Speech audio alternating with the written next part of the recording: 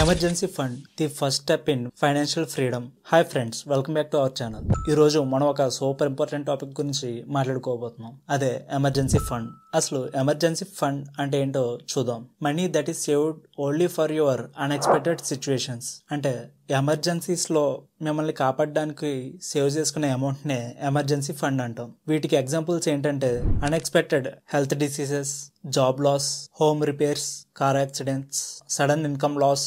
వీటన్నిటికీ emergency funds చాలా use అవుతాయి. అసలు ఇది ఎందుకు ఇంపార్టెంట్ అంటే గివ్స్ పీస్ ఆఫ్ మైండ్, అలాగే అవాయిడ్స్ పర్సనల్ లోన్స్. ఆల్రెడీ మీ దగ్గర అబ్నార్మల్ సిచ్యువేషన్స్ కి మనీ ఉంటుంది కాబట్టి ఎక్స్ట్రా పర్సనల్ లోన్స్ తీసుకోవాల్సిన అవసరం ఉండదు. టఫ్ టైమ్స్ లో కూడా ఫైనాన్షియల్ గా స్టేబుల్ గా ఉండడానికి ఈ ఎమర్జెన్సీ ఫండ్స్ అనేవి యూజ్ అవుతాయి. How much emergency funds do you need అంటే అసలు మీకు ఎమర్జెన్సీ ఫండ్ అనేది ఎంత ఉండాలంటే minimum 6 months of your monthly expenses.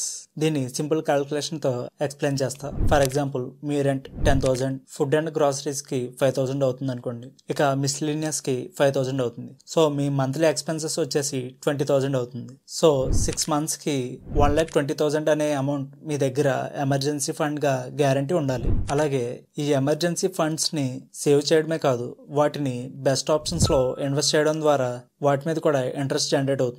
So best places to keep emergency funds అని అడిగితే first savings accounts, second liquid mutual funds, third fixed deposits.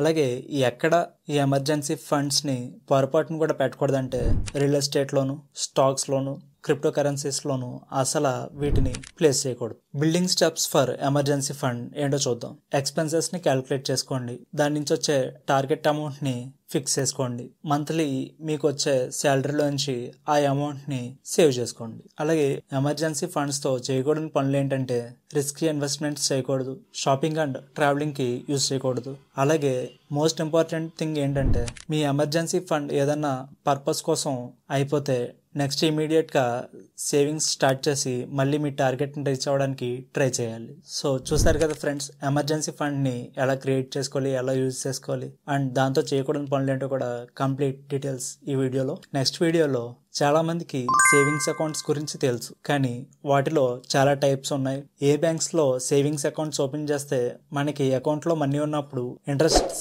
ఎంత generate అవుతాయి అనేది తెలియదు. సో కంప్లీట్ సేవింగ్స్ అకౌంట్ గురించి నెక్స్ట్ వీడియోలో రాబోతుంది. సో ఈ వీడియోని లైక్ చేసి సబ్స్క్రైబ్ చేసుకోండి. Thank you.